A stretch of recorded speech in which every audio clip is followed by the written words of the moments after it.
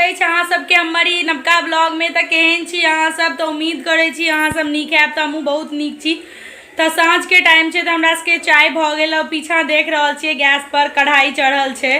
तो एखन हम बनेलहुँ हैं पालक और मूंग के पकौड़ा शाम में। तो पतिदेव के देखबै छी खाइ छथि।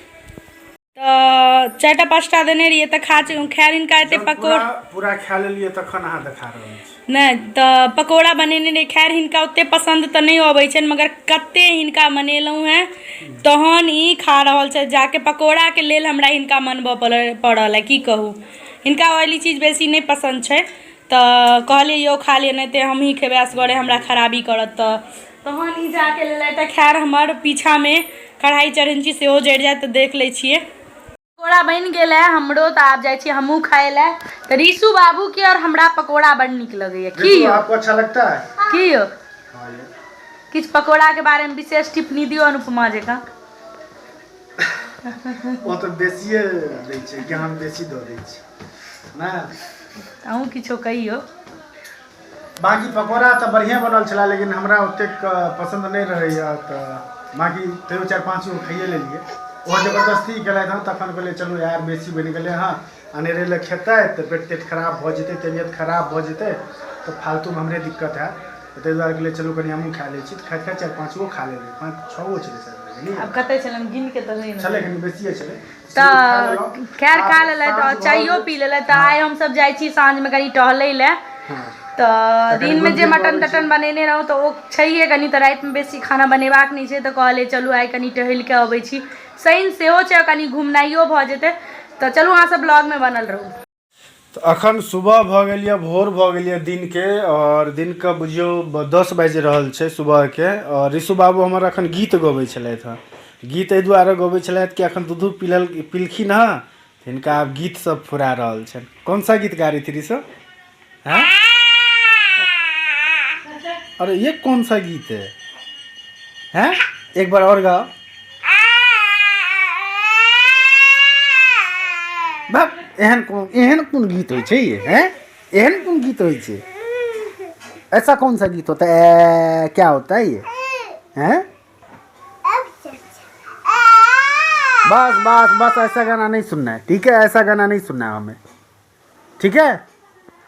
अखन रंजना देख रहल छन। रंजना की कर रहल छै? चाय तो भ गेलै सुबह सुबह। और अखन रंजना नाश्ता बना रहल छै। रंजना की सब बनबै छियै?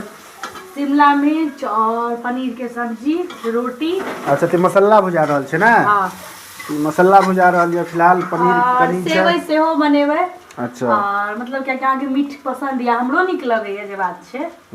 तो और ऋषुओ के सेवई नीक लगै छै। और गुलाब जामुन हम आइ सोचे छियै सेहो बनेबै। अच्छा कियाकि ऋषु बहुत दिन से कहि रहल यऽ हमरा पास हम राशन जे अनेने रहूँ ओहिमे हम अनने रहियै 2टा पैकेट गिफ्ट का। तो हम सोचलिए जे एकटा बना दै छियै और एकटा राखि लै छियै। ओ कोनो एहन ओकेजन हेतै अबैये वाला छै फेस्टिवल वगैरह तो ओहि पर बनेबै। तो ताहि दुआरे सोचै छियै एकटा आइ बना दै छियै। और संडे सेहो छियै। और ऋषु के मीठ से बड सीने छै जे बात छै। आ मीठो एहन वेहन किछो नहीं खायत ओ। बढ़िए चीज का जेना रसमलाई दऽ दियौन, रसगुल्ला दऽ दियौन। जेना कहलथि रसगुल्ला खाना है। इमहर फिलहाल बन रहल है अहाँ के मसाला भुजा रहल छै। इमहर कनी प्याज सॉरी प्याज कहै छै पनीर छै राखल। इमहर शिमला मिर्ची को उबालने छी की?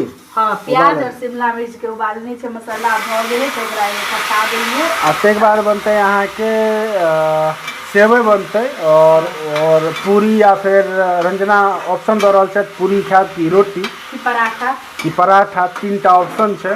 तो खैर सब्जी बनला के बाद और सेवई बनला के बाद जे छै से ई ऑप्शन पर ध्यान देल जेतै जे की खायल जाय। कियाकि ओना तो इनका पकौड़ा पकौड़ी देल जाय छै न तो कहै छथिन हम ऑयली चीज नहीं खायब। और ओना पूरी के बात और पराठा के बात तो ऑयली ही खा सकै छथिन। तो इनकर ई सबटा नाटक छियै। तो अहाँ सब नहीं समझ पायब हम ही समझै छियै। कियाकि हम इनकर कनिया छै न तो इनकर हम रग रग से वाकिफ छियै। तो चलो फिलहाल बन रहल छै। हमर ऋषु बाबू के काल्हि से जे छै से कनी खांसी से शुरू भऽ गेलै न। ऋषु अहाँ भरि राति खांसी करै छलौ, दवाई अहाँ के पिय पड़त फेर से।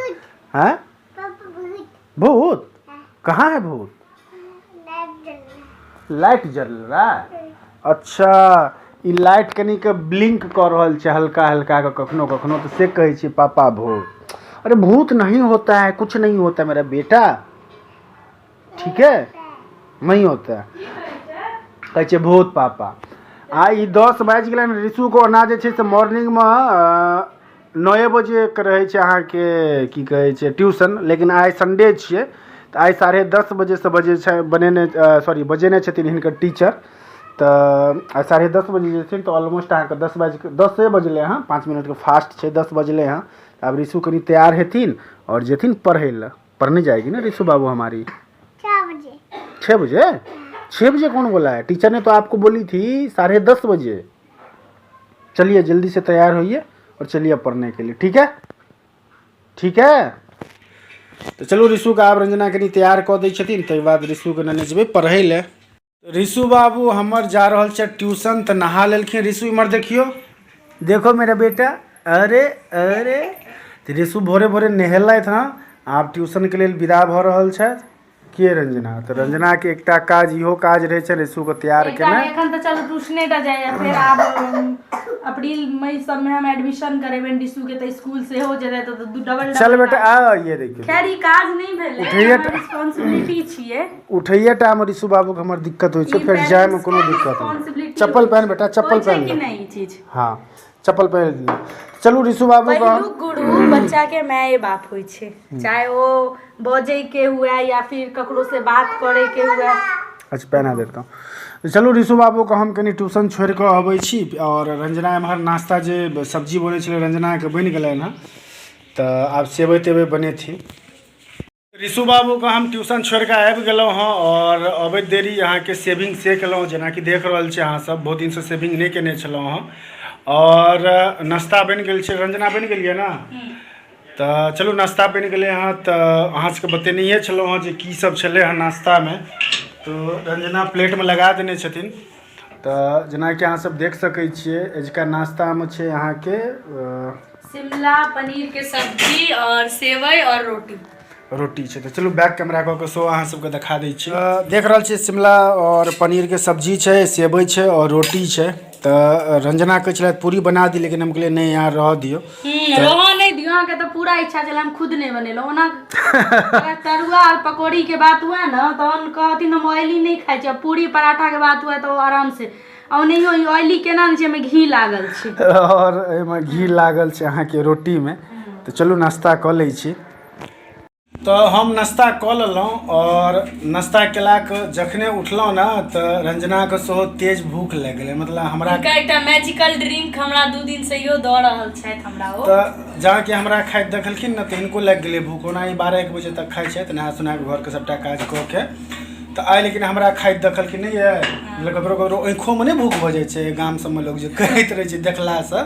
अच्छा किछो नहीं, रंजना जे हमरा खाइत घर में फ्रूट्स अवेलेबल छलै ना, और कहलियो हमरा खाली पेट एसिडिटी बनै छै। हाँ तऽ हमरा कहलथि कि यौ हम बिना पूजा के नहीं खेबै, नहीं तऽ एकटा काज करू, कते बढ़ा चढ़ा के बाजि रहल। हाँ तऽ किछो दिया हमरा खाइ ले। तऽ हम की केलहुँ, घर में जे भी अवेलेबल छलै हँ तऽ ओ दिलियनि हँ। तऽ की दिलियनि से देखल, एकटा छोटका कटोरी में एकटा संतरा, कनी गाजर छै, और कनी अहाँके अथी छै खीरा छै।